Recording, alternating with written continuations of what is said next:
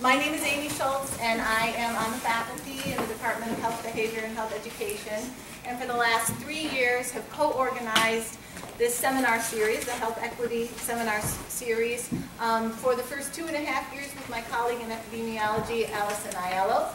Allison has recently left us to go to North Carolina, and now Marie O'Neill, who is Marie here? Let's see. Okay, Marie O'Neill has stepped into that role, so I want to acknowledge both of them for their many contributions to helping us offer this seminar series. Before we begin, I want to extend thanks to a number of organizations and groups that have helped make this event possible.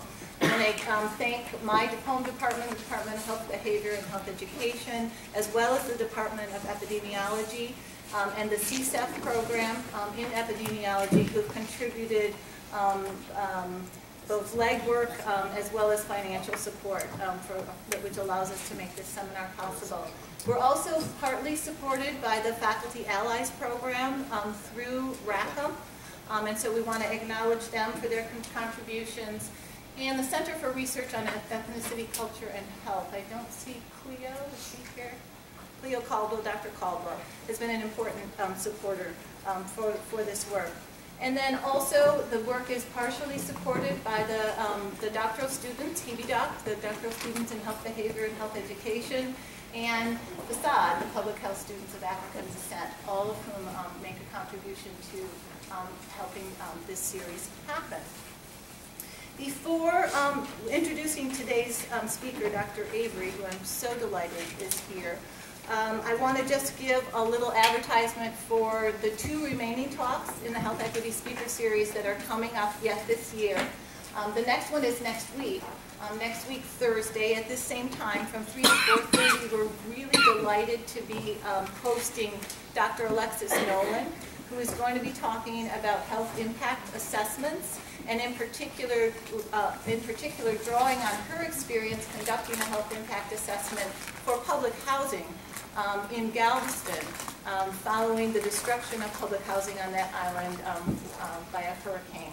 It's a very interesting case study. I've heard her speak about this before. She holds equity at the center of her thinking about health impact assessments as a way to really make sure that there's a conversation in planning and policy making that health is incorporated into the conversations around that. So I hope some of you will be able to join us for that.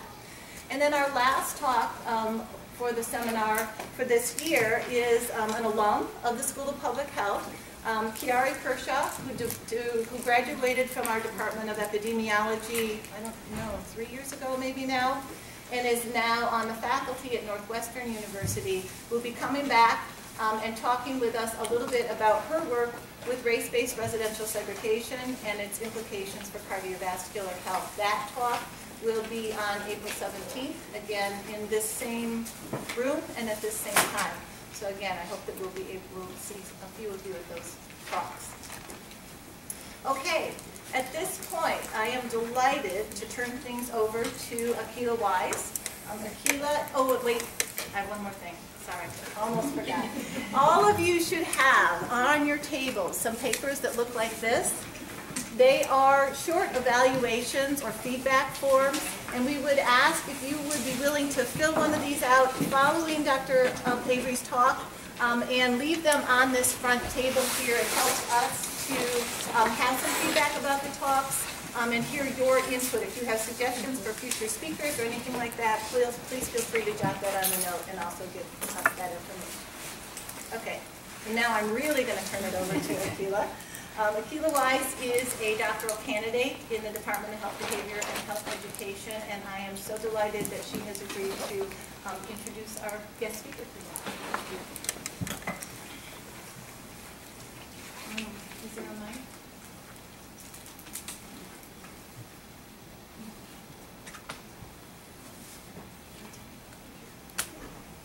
Thank you, Amy, and good afternoon, everyone. My name is Akilah Wise. I'm a doctoral student here at the Health Behavior and Health Education Department, and I'm very excited and honored to introduce our next health equity speaker, Dr. Billy Avery. founder of the Black Women's Health Imperative, who will give her talk entitled U.S. Black Mothers Dying in Silence and Obscurity. Her talk will focus on a critical public health issue and human rights issue, the appalling rate of maternal death among Black women in the United States. The U.S. ranks 50th in global maternal mortality indexes, behind every other industrialized nation, according to the World Bank. African American women are nearly 4 times more likely to die of pregnancy-related complications than white women, and these rates and disparities have not improved in more than 20 years. Dr. Avery's talk will cover this issue as well as ways we can think about and address maternal death among Black women in the United States. Dr. Avery is the founder of the Black Women's Health Imperative, formerly known as the Black Women's Health Project, whose mission is to advance health equity and social justice for Black women across the lifespan, through policy and advocacy, education, research, and leadership development. The Black Women's Health Imperative is the only organization devoted solely to advancing the health and wellness of America's 20 million Black women and girls. Dr. Avery has been a healthcare activist for over 35 years focusing on women's needs. She is also co-founder of Raising Women's Voices for the Healthcare We Need, a national initiative working to make sure women's voices are heard and women's concerns are addressed as policymakers put the healthcare law into action. Prior to her entry into the healthcare arena, Dr. Avery taught special education and consulted on learning disabilities in public universities and schools throughout the southeastern United States. Dr. Avery also co-founded the Gainesville Women's Health Center and Birthplace, an alternative birthing center in Gainesville, Florida. Dr. Avery has been the recipient of many awards and honors, including the MacArthur Foundation Fellowship for Social Contribution, the Essence Award for Community Service, the Grassroots Realist Award by the Georgia Legislative Black Caucus, the Dorothy I. Height Lifetime Achievement Award, the President's Citation of the American Public Health Association, and the Ruth Bader Ginsburg Impact Award from the Chicago Foundation for Women. And in 2013, she was named the Massachusetts National Abortion Rights Action League Champion for Choice. Dr. Avery has served on the Charter Advisory Committee for the Office of Research on Women's Health of the National Institutes of Health. In addition, she served 2 years as a visiting fellow at Harvard School of Public Health. She has received honorary degrees from Thomas Jefferson University, State University of New York at Binghamton, Gettysburg College, Bowdoin College, Bates College, and Russell Sage College. I know that you are just as thrilled as I am about today's health equity speaker, so please join me in welcoming Dr. Billy Avery.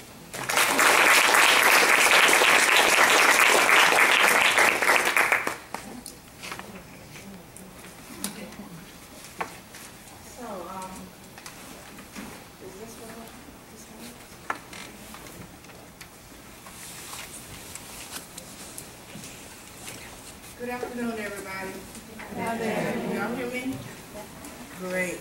So before I get started on this slideshow, I want to just do a couple of things. First of all, I want to give you a little bit of trivia.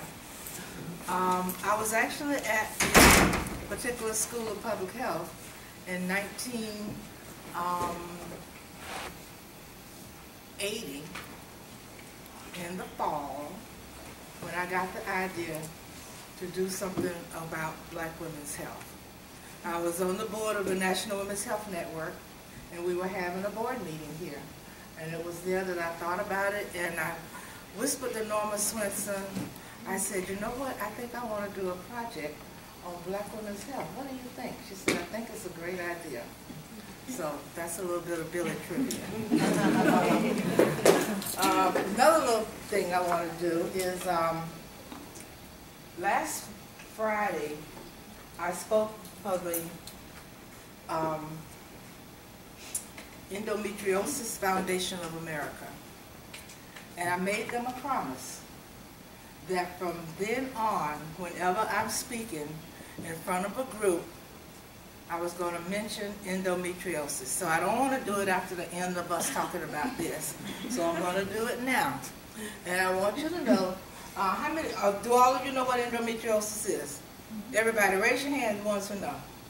See, everybody's shaking their head, but not everybody's raising their hand. This is when The lining of the uterus grows outside of the uterus. You know, instead of growing inside and sloughing off at menstruation, this grows on the outside.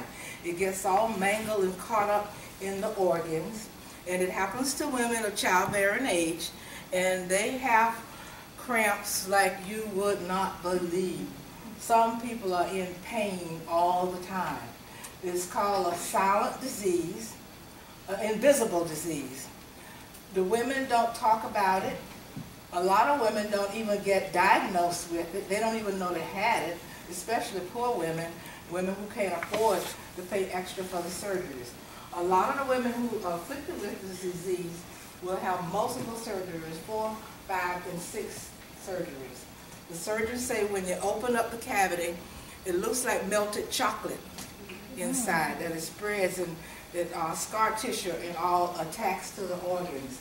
So it's a very delicate surgery. It takes 5 to 6 hours to do. A lot of the surgeons don't take insurance because the insurance companies pays next to nothing for it, so that the women who have the surgery have to pay for it themselves. So I asked these women, how do you pay for it? They say, we have a credit card. You take out a credit card solely for the surgery. That might cost anywhere from $30,000 to $40,000 to $50,000. So women are suffering from this disease. We don't hear anybody talking about it because they say they have been trained. Nobody wants to hear about your cramps. Nobody wants to hear. So they're participating in a big conspiracy of silence. So my charge to them was that it goes away at menopause, that it strikes 1 in 10 women. So they got an army out there of folks who've had it and folks who have it now, and that they need to build a movement. And that's what our charge is. Now they're having a million woman march on the mall on Saturday. Almost nobody knows it's happening. And then I don't know if they're going on the Hill on Monday to get some sort of public policy around it. They only get about $6 to $10 million a year for funding. Breast cancer, through the Department of Defense program, gets $200 million a year for breast cancer research. They give out 1 grant to a person more than the endometriosis people do it. So I'm telling you that because I need you to become agents of change, and I need you to talk to people about it and encourage folks to speak out and to speak up about it. Okay? Thank you. Then the third thing I want to do, because I've been talking to students all morning and having wonderful, wonderful conversations, and everybody kind of asked me the same thing, which I wasn't planning on talking about today, so I guess I better do that now so we don't have to use the time up doing question and answer. They asked me, how did I get started doing this? Why? What propelled me to action? Well, in 1970, my husband had a massive heart attack at 33 and died. And we were both at the University of Florida. He was about 4 months away from his PhD. And we were, you know, we thought we had it going on, you know, and we were ready to go out and live in the world. And I began to understand that we didn't know very much about health. And in that time, in the 1970s, we didn't have any idea that high blood pressure was a silent killer. He had been told his blood pressure was high, but we didn't really know what it meant, you know, and nothing was done about it. And so it was kind of marginalized in our mind. This was all at the time when at the end of the Civil Rights Movement, the beginning of the women's movement, and I was working at Shands Teaching Hospital. I had just finished school, so I was working at Shands Teaching Hospital on a unit for autistic kids. And our chief asked me and another woman, Judy Levy, to do a presentation for a didactic seminar on what was going on with women's health, women's reproductive health. And so that meant we needed to talk about abortion. And so I kind of got scared because I said, what is my mama going to think of me talking about abortion? Because I never heard that word in my house, and I certainly didn't want to bring it up. So my friend Judy said, that's your mama, but this is your job. and so I sucked it up, and we did the presentation. And we kind of talked about what the issues were, and we sort of got known as two women, three, me and another woman, Margaret, that the three of us could help women get abortions.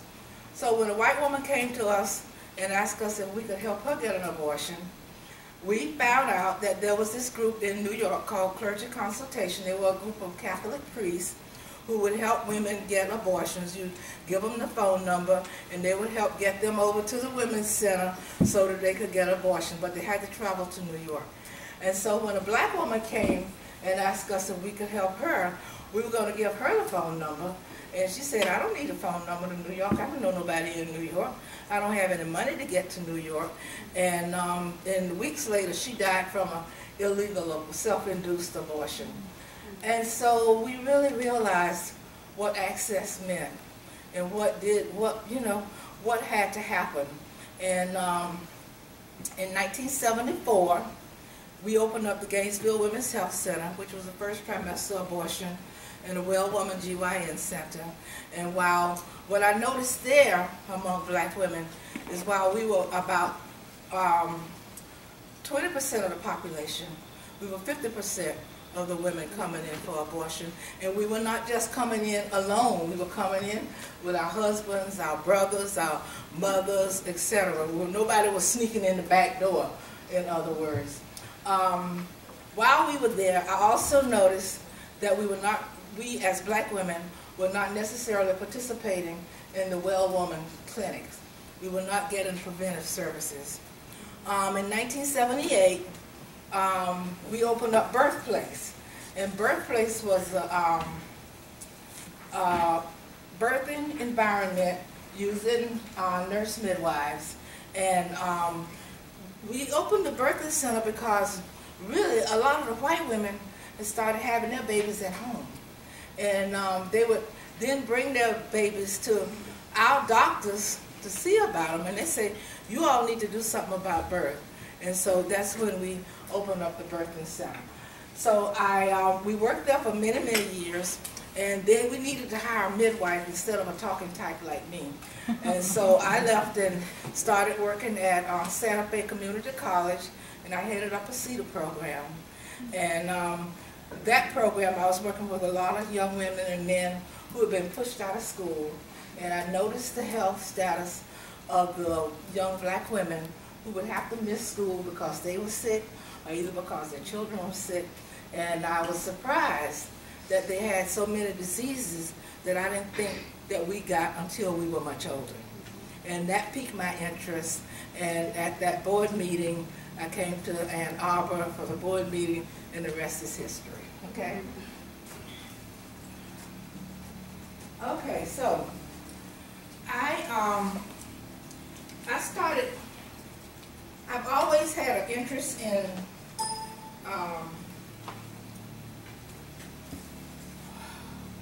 women dying in childbirth because I had a cousin, Jewel May, who died in childbirth, and I grew up with her daughter, who is about my age. And my mother always talked about, why did Jewel May die? Why couldn't something be done? And I never really quite got a diagnosis as to what her problem was. But growing up with her daughter, Jewel Dean, she talked about it all the time and talked about how guilty and how bad she felt that her birth caused someone's death. And she carried that with her all the time. I also had 3 other family members who died in childbirth. And I also had a family member who had a lot of children. My mother had a sister who had 16 children. And so, and she lived through all of them. So I kind of had both things going. But I was always curious about it. And I always felt that the thing we don't hear now anymore is that she died in childbirth. But when the old folks used to tell stories, and you'd mention somebody, they say, well, she died in childbirth. So it was always a hard event to handle.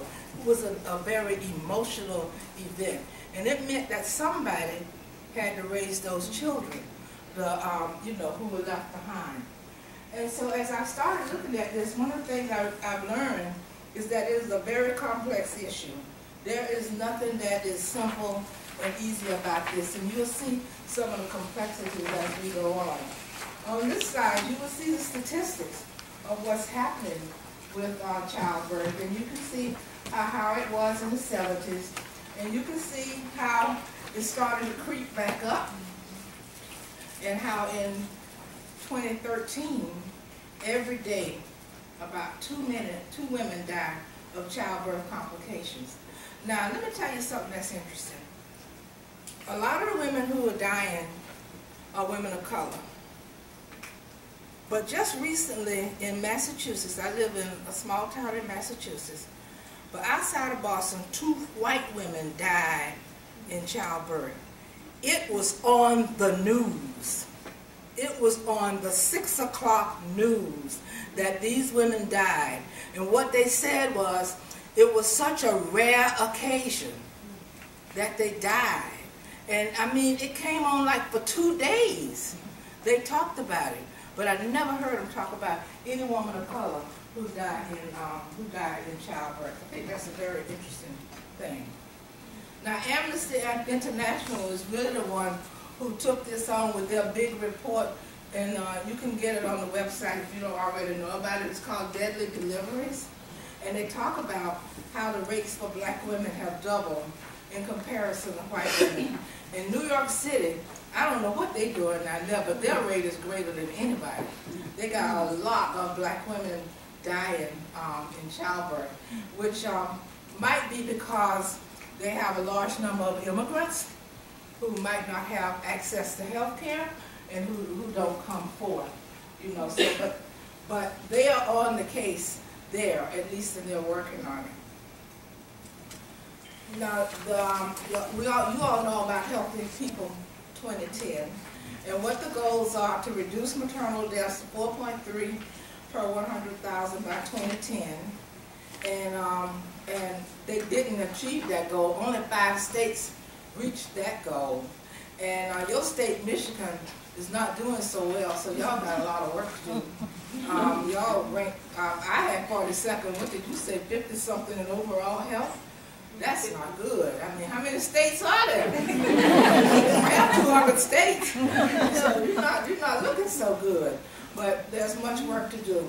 And of course, the states that are most repressive, and like Georgia, the state that I was born in, where my friend over here is from, Savannah, is shameful with the rate, and they're not doing Medicaid expansion. They're not doing anything to help the people.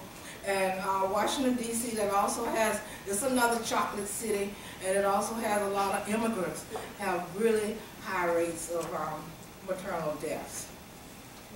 And so we encourage you to use the reproductive justice framework as you look at this. That is, looking at gender, race, socioeconomic status, sexual orientation, and religion.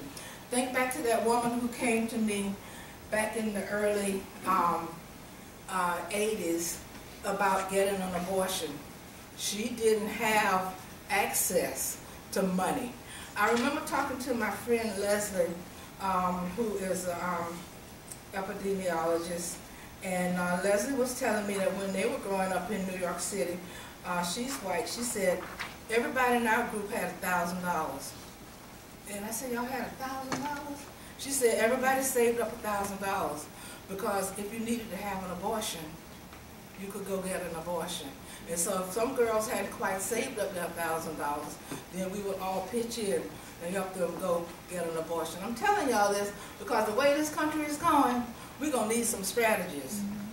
Because people are going to have to come up with some creative ways to get the care and services that they needed, because they're being chiseled away every moment. But in order for us All of these different identities influence our ability to exercise the full range of reproductive autonomy. All of these influence our ability to make choices. Now, we see maternal health as a human rights issue. And you know, it's real weird in this country how little we talk about health as a human right. Everywhere else in the world, everybody's been talking about health as a human right forever. And I can remember us going to other countries and working with other women, and they're saying to us, Billy, why don't you all talk about health as a human right? And we were not even talking about it. We feminists were not even talking about it. So we finally got on the ball and started talking about it. So as we think about the Affordable Care Act, as we think about health care reform, we have to understand and come to the conclusion that access to health care is a human right. Now I know I'm preaching to the choir, but I'm still preaching it anyway, and you need to continue preaching it, because we deserve to have health care by dint of birth. We don't have to do anything else, but just be born, and we deserve to have health care. So that by not preventing infant mortality, we can see that we are in violation of a variety of human rights. The right to be free from discrimination, a lot of it has to do with discrimination, and we have a right to have the highest attainable standard of health that we can have.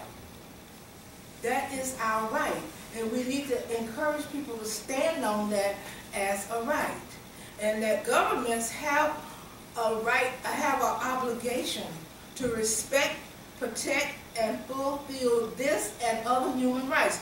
We don't hold them accountable. We do not hold them accountable. A lot of people say that when FDR talked about all of the rights that we had in terms of our rights, they didn't quite go far enough on this one, because the southern states did not want to live up to that part of the right. So, you know, you're talking about civil rights, you're talking about human rights, we have to go all the way. We all deserve to have good quality health care. So it's all about politics. And on this side, I'm going to let y'all read that, and I'm going to talk to you while you're reading it. Listen, it's all about politics. That's what it comes down to. And what I want to say to you young people, I want to say to you a thing that Martin Luther King said to us he was my graduation speaker at Talladega College in 1959. He had come to us earlier during my college career and talked about the three kinds of love, platonic, erotic, and redemptive love. And that of that, the most important was redemptive love. And he said that to us, he's telling us this in like 57, 58. He said to us, you all got to forgive white people for all of the horrible things that they have done to us. And we saying, what? You mean we have to forgive them? He said, yeah, because if you don't forgive them, then you function at the level where they are. And we all have to move forward. At my graduation, he said, the civil rights movement is beginning to roll. You do not have the luxury to sit on the sidelines while it happens. You have to get involved. So what I'm saying to you, I know not every single person in this room will get involved in politics, but you all see what's happening in our state, in our national legislatures. Y'all need to get involved. The people up there not thinking. They're not thinking. They're not making sense. They're not caring about us. It's all about politics. And when it's all about politics, it's about what their powerful donors want them to do. You know, it's said that the average person who's in Congress spends 2/3 of their time every day fundraising. Not 2/3 of the time reading these bills and all that they need to vote on. Not 2/3 of the time listening to their constituencies so they can carry out what they want. They raise it, they spend their time raising money from people who have these crazy ideas. And these ideas work against us. They make no sense.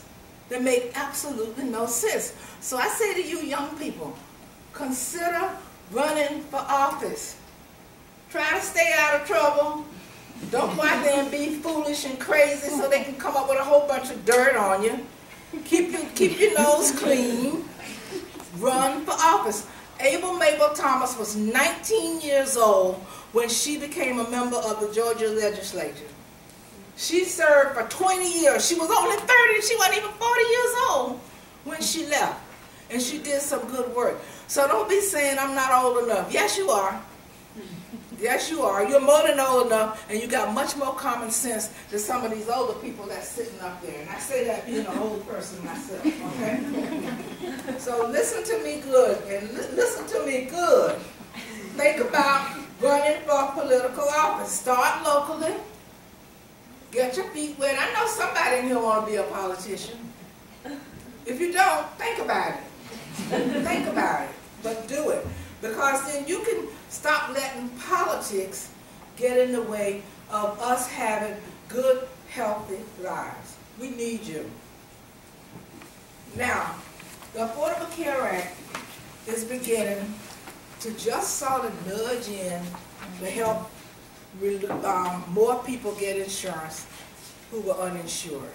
We're still a long way. I mean, I think they'd be happy if they can get 7 million people. But what about all these other million?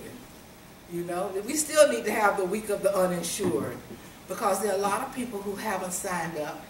And we didn't help our case at all by having such a bad website rollout. You know, that was too bad. People kind of forget that they think computers and all this technology is a perfected science. It's not. I get emails that vanish into somewhere, nowhere, all the time. I was just looking at the thing, where is it? I call up Apple, where is my email? They can't tell me where it is. So it's not perfect yet. But the Affordable Care Act is not just a website. It's much more than a website. And it might take a few years for it to get straightened out.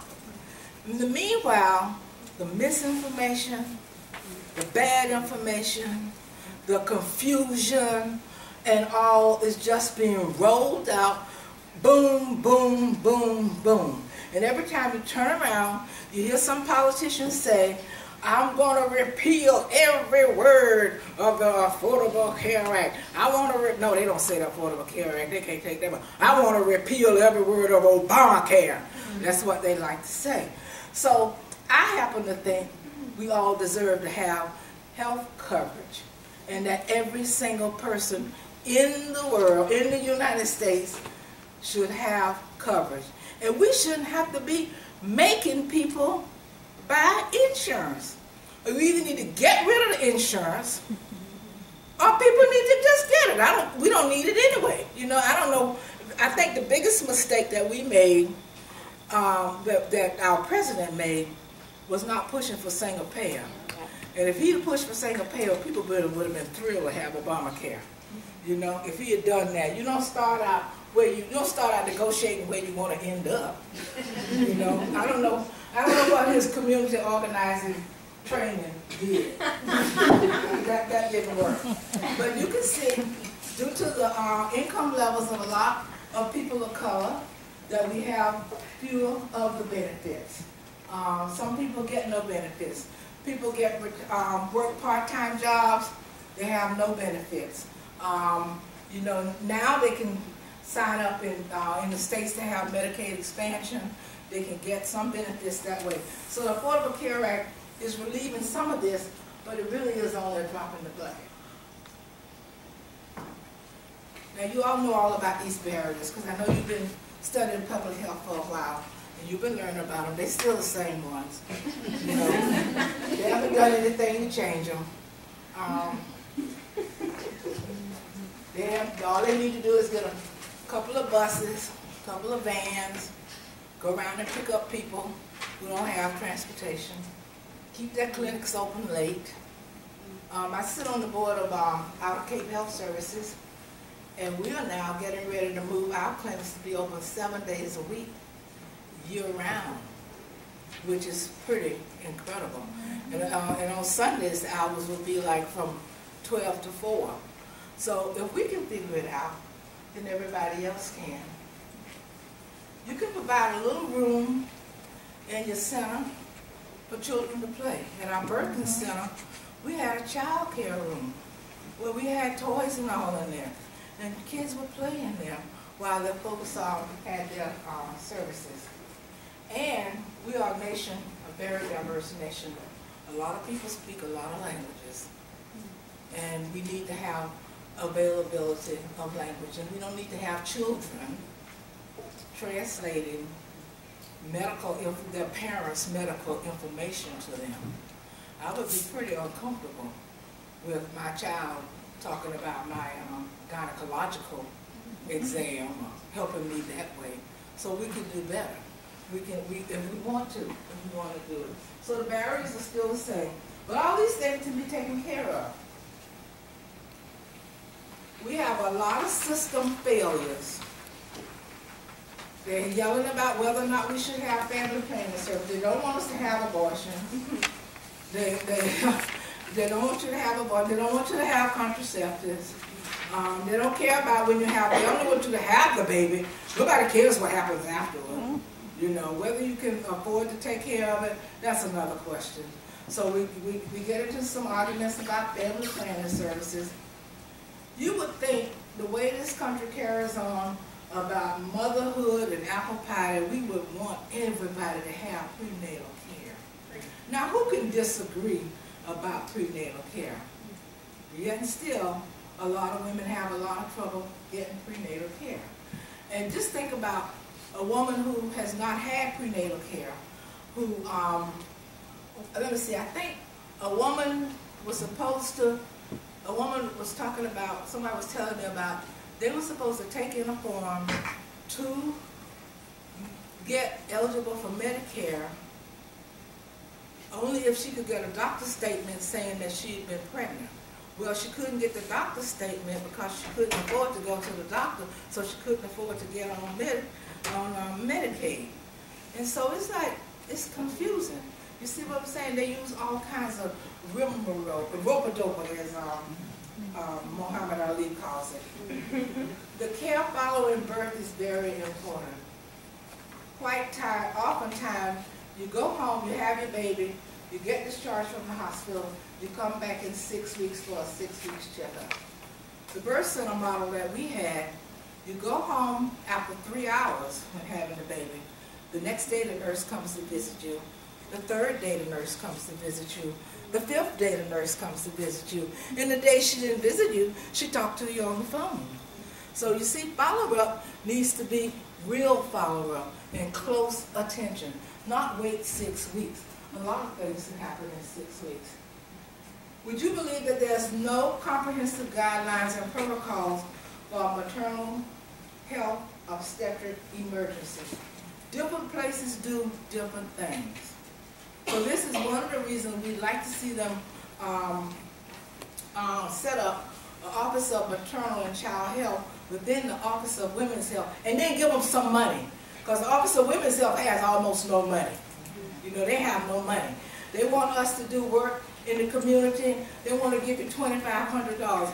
Well, you don't even want, it costs $2,500 to try to write a proposal. You know? If you got something already to start with, it costs a lot more. So they have no money. And then also, we won't talk about the healthcare professionals because we know that they need to have a lot of care and a lot of education. Now, what we all need to know that the health of a mother begins with the health of her mother and her foremothers.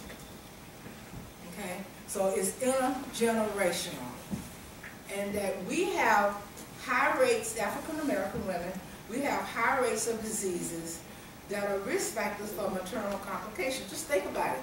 As you start to talk about how we always say we black women are number one on all the bad lists. We got high blood pressure, we got diabetes, we got less breast cancer, but we die from it. You just name all the bad diseases. Now, what further compounds it is that a lot of our young women are unhealthy when they get pregnant. You need to be healthy before you get pregnant. I always say you need to get your teeth fixed. Honey, you get pregnant, the first thing is going to go. You got a bad tooth in there, honey, you're going to have to go to the dentist. Because your tooth are going to hurt you as soon as you get pregnant. And then if you're pregnant with all these other diseases, then they get further complicated. So young women, get yourself healthy. Get in good shape before you get pregnant. And the other thing you need to think about is, I thought about this morning, that when I got pregnant the first time, I of course went to the doctor because I was bleeding and I was scared. I didn't know what was going on, and I thought I was having a miscarriage. I didn't know what was happening, and I didn't know I was asking the doctor for an abortion. I asked him, I said, should we just take it? Because it must be something wrong with it if I'm bleeding. He said, well, I don't think there's anything wrong with it, and I don't think we should take it. He was really kind of nice about it. The second time I got pregnant, I was mad. Because I didn't want to be pregnant. You know, it just didn't need to be happening. And so I did not go to the doctor for about 2.5 months. That was the wrong thing. You just need to go and start your prenatal care when you first realize you missed your period. And you wait 2 weeks and it still didn't come. You need to go get checked out. So don't delay in thinking that you know something or because you are pissed off. You need to move past it. Don't do that. Domestic violence is a very serious issue in all communities. And it's a very serious issue for a pregnant woman. Not only the fear of not knowing when you're going to be beaten or if you're going to be beaten, as if pregnancy alone isn't a stress enough. And you got to understand, stress takes a toll on your body. You go through something very stressful and you experience a fatigue, like you've been, walking up to the Eiffel Tower or somewhere, walking up some big, tall building. It can be very stressful. So we need to work on, when you talk to women who are pregnant, you need to at least let them know that domestic violence has a negative impact on their pregnancy. And what we also need to say to them, you might not can say it that way, but you can say it's important to have peace of mind. There is nothing like peace of mind. And pregnancy is a hard time to talk about domestic violence because women feel very dependent at that time and might have a hard time getting themselves out of that relationship. But at least they need to know that you will be there for them, that you will be there to help them in any way that they need help. But it really is a really bad issue. And of course we are plagued with substance abuse and all of the negative ways in which sexual abuse and psychological abuse weighs on our brain. It gets into that peace of mind. So I say to women, if you have these unresolved issues around sexual abuse, you need to really go sit with some sisters who also have the issue so that you can clean the cobwebs of your mind up, so you can get that out of your head. So you can, at the birthing center, we always ask women if they had any issues that they need to talk about it. And even though when a lot of our clients came in, the men went on every single visit with them, we would do this questioning separately, so that if the women wanted to talk about it, they could come back and talk about it and help them try to talk through and clean out the cobwebs of their mind. It's absolutely necessary. And I don't know if any research, because y'all are smarter than I am, and y'all are reading all the journals and the internet all the time. I don't know if they've ever done any research on the psychological effect, the long-term effects of women dying in childbirth on their children. like my cousin Dean, she says, we all have small families. We don't have but about one child. And is there something wrong with just having one child?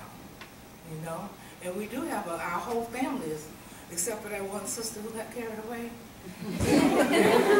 We have a very, very small family. But, you know, people only had maybe 1 or 2 children. But we don't know what the effect is. And I know that my cousin still to this day feels guilty and feels bad and carries that. And I'm sure it gets in the way of everything that she does. And so what's some of the solutions? Well, woman-centered care. Put us at the center. Put what we need right in the middle of it. And it will all start to work. Personalize what people need. We've worked with women, after we left the birthing center, it changed hands. And they started working with, they had a school for traditional midwives, and then they started working with women who were on Medicaid. And the difference in the delivery outcomes of these women on Medicaid was staggering. One of the first things they learned is that pregnant women need a lot of love. We need a lot of love when you're pregnant. And love is a medicine that can go into some places where nothing else can. And they found out that by giving these women this personalized service, eye contact, talking to them like they're human beings, have feelings, have a beautiful facility for them to come to, make them feel good, so that on that day, I remember one woman telling me coming to birthplace, I woke up this morning and I was excited. It was my day to go to birthplace. Now that's a wonderful way to go to get that kind of care, because you're not sick when you're pregnant, and you should feel excited and good. And we can have good pregnancy outcomes with low-income women if we take the time to be there with them, to put them in the center, and to let them know what's happening to their bodies. I love midwives and doulas and all of that. All of that is wonderful. The midwife will always be there. She was the one who, a midwife caught me. But my mother said by the time the doctor got there, I was laying in her arms, all wonderful and everything. But midwives are there. Midwives can be there. They're patient. They have the time. We all need to push for midwives of all kinds. We need all kinds, because we're in serious trouble here. And as I said, the Affordable Care Act has done a lot. And of course, preventive care is essential. Oh my goodness, am I? Oh no, I'm good. Okay. Now, what do we need to do as individuals? Personal power, self-help, and self-care are important. We need to have people know that they have a lot of power within themselves. And as you, the person who's working with them, need to constantly demonstrate how you share power, how you are an empowering individual, and how the whole birth experience becomes an empowering event for the whole family. Because we would say at birthplace, the whole family is pregnant. And if you don't believe that, you bring a baby home, that baby changes up everything in that house, honey. You quickly understand who is the boss. Everything revolves around that baby and what they need. And they don't do about 5 things, you know. They go to the bathroom, they smile, they grin, they do a little, they have about 4 or 5 things, but they work those 5 things that they have to get everything that they need. And so the whole family is pregnant. But it's a time for education that can be a lifelong journey. It can be a time for folks to learn the power of their body. And it's a time to get ready, because the actual birth scene is one of the most powerful things that I have ever seen. It is, I understood so much when I saw birth. I understood death. I understood, you know, you understand the power of the breath, you know.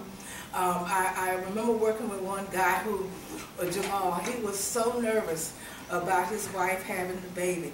And I said, well, what are you so nervous about, Jamal? He said, well, there's going to be blood all over the room, blood all over the ceiling. And I said, well, what do you think we do every time we have a baby? We paint the whole place. And he could see just how out there he was.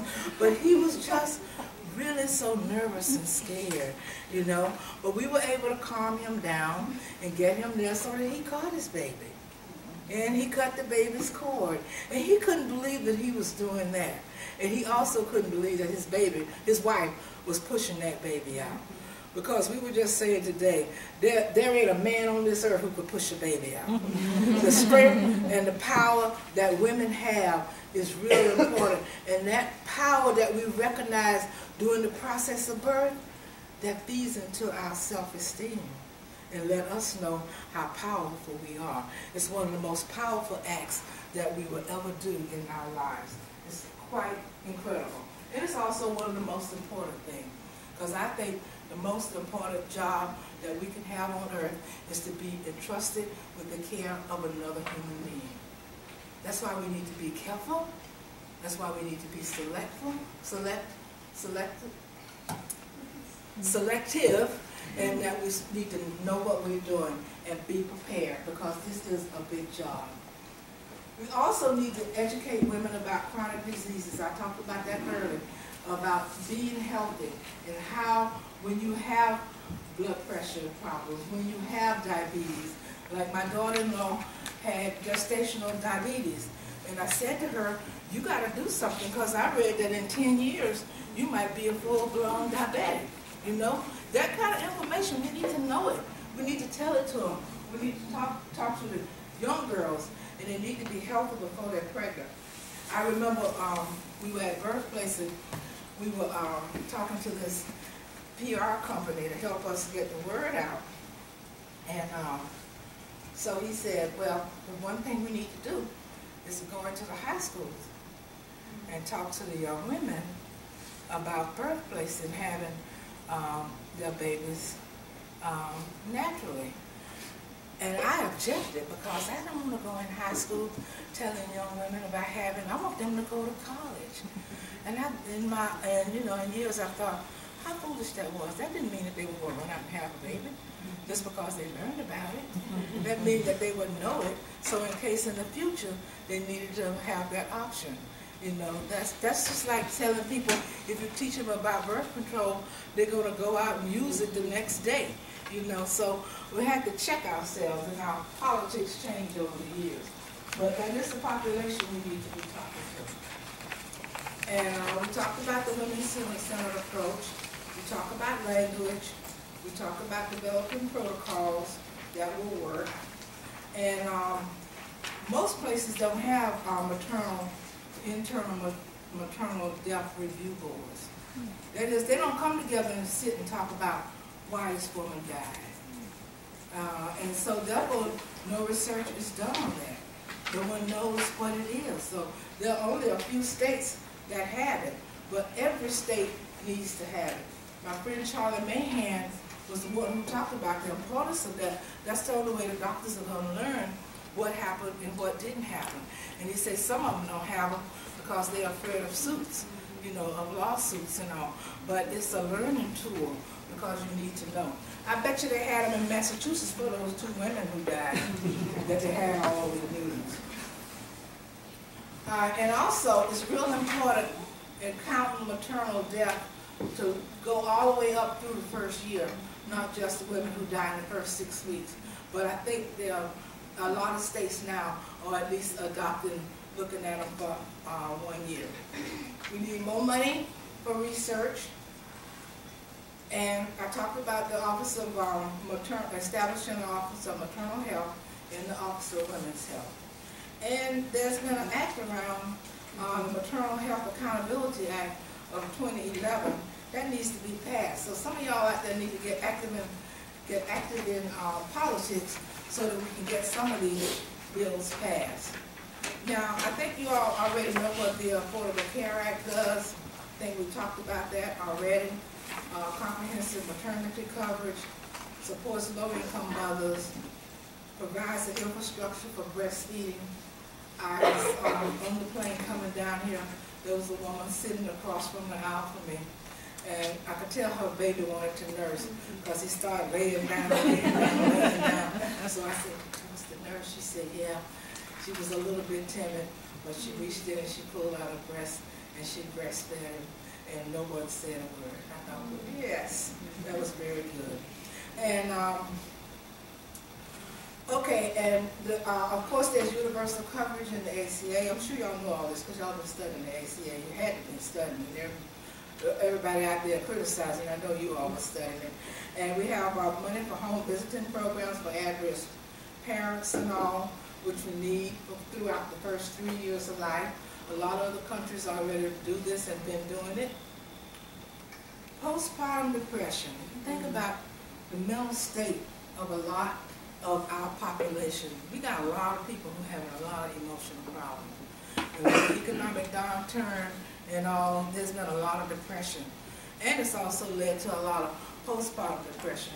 I had this interesting discussion with Ebony this afternoon about the stresses that mothers feel, you know, taking care of small children or taking care of large children. It's a very stressful time. And I never understand why, like that woman who was driving her children into the lake, into the ocean down there in Daytona Beach, Florida. Why is it they never say that she's having a mental problem, she's having an emotional problem? They act like she's a criminal. And they let you know that the police is going to investigate, you know, but this is clearly a person who is ill. And she was hearing voices. And I don't think we're supposed to be hearing voices unless we got these things stuck in our ears. Is that right? You know? So the ACA will now provide things that make common sense. Stop smoking programs. Access to nurse midwives, certified nurse med, access to freestanding birthing centers, support for breastfeeding, and you don't have to go into the bathroom and do it, you know, and all kinds of preventive services. So we can see that these are for the women who are on Medicaid, which is really, really good and should make some changes. And so I'll close with a woman who I admire and who I had the occasion to meet when I was a little girl, Dr. Mary McLeod Bethune. And she said, next to God, we're indebted to women, first for life itself, and then for making it worth living. Thank you.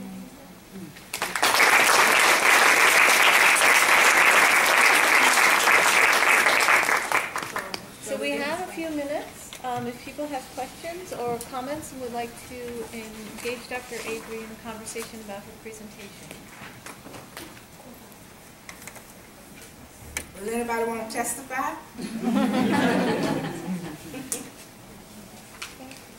Yes. Hi there. Thank you so much for your work and your life and your insights. It seems to me that the discussion of abortion or the view of abortion has been pretty successfully reframed by the anti-abortion movement, and so that it's affecting many young women's decisions of just rejecting abortion out of hand as an option. And the question is, assuming that's true, how might we go about reframing the conversation? Getting it on back to on the woman, yes, instead of on the not yet person to be. Yeah. Oh, I wish I had I wish you had $1 million to give me. If I gave you that answer. Big difference. Yeah, it is. I think it's very difficult that somehow we've let the conversation shift. And I think that what we have not done in the pro-choice movement is that we have not broadened our definition of reproductive health to include infant mortality, you know, and all these other issues, so that we are not making our arguments in connection of anything. It's just not enough to say anymore, I have a right to abortion. That just won't float, because there are many other rights too. And I think if we had broadened our movement to make it be more inclusive, And I can remember in the early 80s, a group of us went to NARAL and said, please broaden this whole discussion. Because the women I was talking to, they would talk about abortion, but it might be here. But number one, they were talking about their babies dying that they wanted. And nobody was talking about them. You know, of course the March of Dimes was talking about, but it wasn't being talked about in this sort of feminist format, you know. And they refused it. They refused to broaden it out and continue to be single issue. And it's an interesting thing, because when I talk about working in abortion, I also talk about working in birth. And when you bring these two together, you don't leave much room for them to go anywhere. So I think looking at the full range of reproductive services together and sitting and talking to women about it that way. Because, you know, we always say you make different choices different times in your life. And we are a big nation of people with millions of circumstances. So there can't be no one way only for anything. And I think we just need to make that. The other argument that never gets made, sometimes it's about economics. It costs a lot of money to raise a child. And people don't have all that. And every time they lay down in the bed to have sex, they are not trying to make a baby. And nobody wants to deal with that. Insurance companies know it's cheaper for them to pay for an abortion than it is to pay for a birth. Nobody wants to say that, you know. But if you press these people and ask them, why do you think women make those choices? Well, I don't know. Maybe it might be economic. Well, that's a very big reason in a capitalistic society. So my answer is join all of it together. Make the table bigger. Make the coalition bigger. You know, we have all these silos, the healthy baby, healthy mothers, abortion rights, all of them, Planned Parenthood, all of us around in this circle. We need a bridge that brings us all together, and we need bridges to the silos. You can keep the silos, but let's have a big bridge in the middle, and it can be done. We watch Sister Song, Women of Color, bring together women who were not in favor of abortion, together with women who were working for abortion. And they said, we might not all believe in the same thing, but we're at least all going in the same direction. But it can happen. But people got to open up their minds and be willing to do it. I mean, and that's talking to the big organizations, you know, now, NARAL, Planned Parenthood, all of them, they've got to change their focus. And I think if they would change their focus and be more inclusive, that people will come along. Because they would see themselves in there somewhere, you know? And what the anti-choice people have done is they've beaten everybody down with guilt and making them feel bad. And they also have captured the minds of our young people. They've done a much better job. When Families USA had their conference in Washington, D.C., they had all these young kids in there handing out postcards saying, you know, when you kill a baby, you're taking away so-and-so, and all about black babies, you kill black babies, you're doing this, all these awful messages. But nevertheless, they were active. They were in there doing something. We wouldn't stoop to that. We're too nice. The other thing we need is we need an act up. Every movement needs an act up. The most outrageous, the craziest, who will do that, so when people come back over the center, they'll be glad to get there. So I think that's some of what Kassan, bringing the two, bringing all of it together. Oh, yeah. I just had the feeling that maybe not everybody in the room knows who ACT UP is. Would you say anything about who ACT UP is? Okay, you all know about AIDS, right? HIV/AIDS? Okay, well, there was a group of men who formed something called ACT UP. And they were the ones, I don't remember exactly what the acronym stands for, but they did all kinds of outrageous things to draw attention, to get people to pay attention to AIDS. They put a condom on Jesse Helms' house, a big condom on his house. They did all kinds of, they came up with the slogan, silence equals death. They were a part of getting the drug company, getting the FDA to change their protocol around drugs so that people who were dying from a disease could be in the clinical trials, you know, can participate. They didn't want to give the drugs to the people who were dead. People said, I don't have but a few months to live. Give me the drug. It might help somebody else live. So they changed that protocol. But they were willing to be outrageous and do all kinds of crazy things, and you need that. So then people will be happy to sit down with someone who want to sit at a table. You know? And they're also very, very creative. Very creative. Being creative in a movement is essential because that keeps people there. I say you always need to be creative and you need to be spiritual. You need to have those two components because they'll get people there and hold them there sort of like a glue that makes everything work.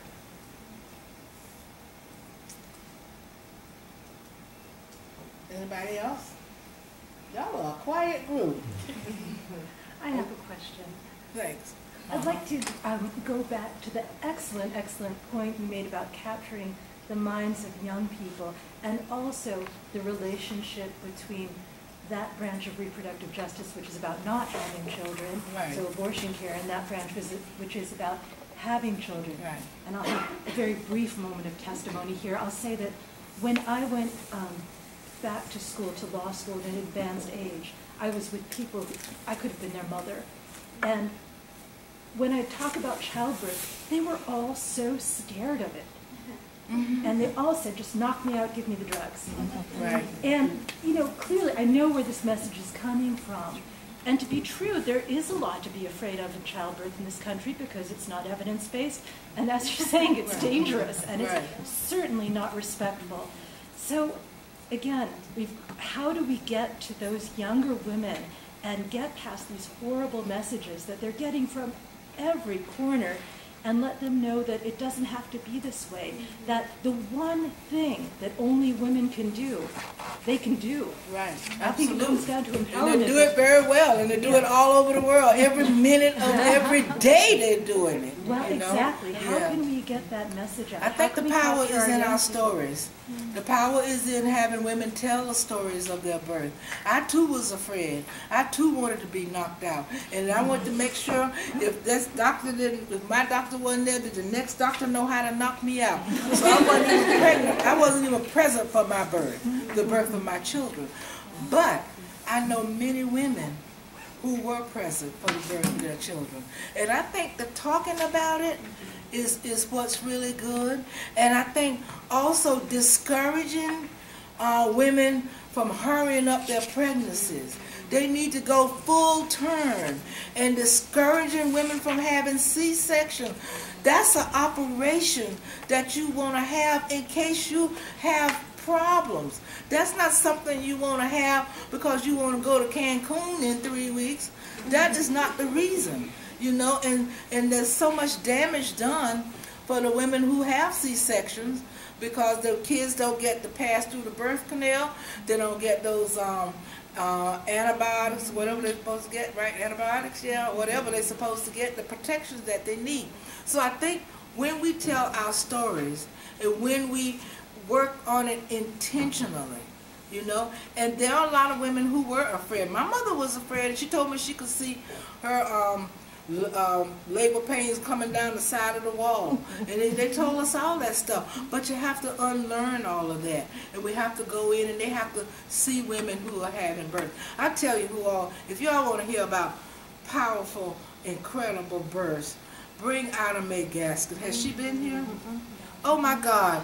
Ina Mae was a hippie in the 70s. And they were in Tennessee living out of bus, being the way hippies are, you know, with peace signs and all that stuff. And women started having babies. And so she went into Chattanooga, whatever town it is, Nashville or Chattanooga, and this OB-GYN said, come in with me for 3 weeks and I will teach you how to be a midwife. She is one of the foremost midwives. She's a lay midwife in the world. She will bring you videotapes and show you things that doctors do C-sections for that they don't do. I remember seeing, you've seen that videotape with the baby, the foot is coming out. She delivers it without C-section. All kinds of birth. She wrote a book called Spiritual Midwifery. And you need to think about it and claim that part of you. I'm not saying to you that childbirth isn't painful, but it's not pain that lasts forever. And it's not pain, it's not like having a toothache. It's a different kind of thing. And most of the women, once they see the baby, the memory of the pain goes away. So you will be scared. I was scared. I got pregnant one day. I wanted to have the baby the next day. I didn't want to have to go through the 9 months. I wanted to get it on over with.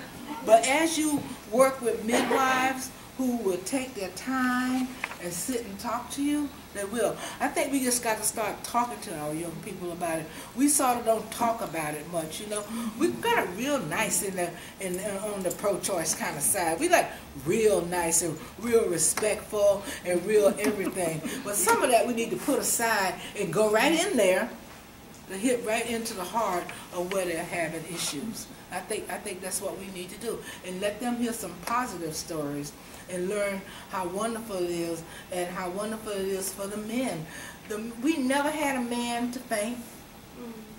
We were the ones who brought them in, and as I said, most of the men caught the babies, they cut the cord, and they were the proudest things. They gave the babies their first bath, and they had a new respect for their wife, or their whoever the woman was that was having the child, because they saw them in a whole different way. They saw them in the fullness of their power and their strength. And I think that's the way for us to go around that, bringing all of that together and making people understand having a baby is a serious thing. This is nothing to play with. This is your biggest job that you're going to have on earth. Now, I say to my daughter, do you want to do that when you're 17 years old? Or do you want to wait until you're grown and got something to take care of it? You make a choice. This is nothing to play with, you know? And we need to be upfront about contraception. We need to be upfront about teaching people how to do things. We just need to do it. We need to actually do it. And stop talking about it. Like a lot of us talk about it, but not many of us do it. And one last thing I'm going to say on that. It's real important. Menstruation is an incredible time for education, for mothers and daughters. We did a film called On Becoming a Woman, Mothers and Daughters Talking Together. And for most of these young girls, they had never heard their mother's story about how they got their period. It's a time where the mothers are worried about how they're going to talk to their daughters because most of their mothers didn't tell them anything. Like my mother told me, it's here, and you going to college. That was my education. So there was no model. There was no model for what you're supposed to do.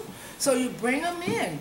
You bring them in together. And you can do it through schools. You don't have to do it during school time. People will show up with their daughters if they think they're getting their period because they know they don't know how to handle it. and they will be there. We need to have these programs everywhere. And that's our chance to talk about everything with the mothers so that the mothers get it, so that they get it, you know. The biggest discussion we had in the Black Women's Health Project was, should my daughter wear a tampon? Oh my God, you would be surprised at how the mothers just were like crazy. You know, we said, well, a tampon, it's not a penis. They were making it be a penis. She's putting something in her. Well, she's got a place up there to hold it. You know? She's got, I mean, you have to get where the people are. Where they're hurting, where they have the misinformation. And I'm just saying to you, get yourself ready so you can have that conversation. Because you're the public health people. You're the one they're going to be looking to. And you don't need to be scared. As long as you're respectful and you do it in a warm, loving way, and use yourself. I modeled it for you. I told you all the stuff that happened to me, you know, and let them know. Let them know that you know where they're coming from, you know. And I think that we took a much more active role on educating at this particular age, and at that time we would have an army. Now that's where the anti-people are. They're in the 6th and 7th grade with the kids talking to them, and now they get their periods younger and younger, and so we need to be there. We need a lot of those programs, a lot of them. And you can get our film. It's a video. We made a film. I made it a film because I knew it would be the first of its kind. It's black women. It's 8 of us with our daughters, and you'll see me like 20 some odd years ago, and all of us with our kids, and the outtakes and all of the original film is in Bloomington, Indiana. They have a special place. They keep black films in a cool room and all. But this is on videotape that you can get from Women Make Movies. And we did it. It's old because we did it in 1986 when we came back from the women's conference in Kenya. And it even says that if you get AIDS, you'll lose your life. Well, at that time, people were losing their lives. So it's a little dated that way, but you can. It's not, you know, the real meat of it is still there. It's about communication, and it's about a lot of communication between mothers and daughters. I think you'll enjoy it. Well, thank you very much. I think we've certainly enjoyed your presentation.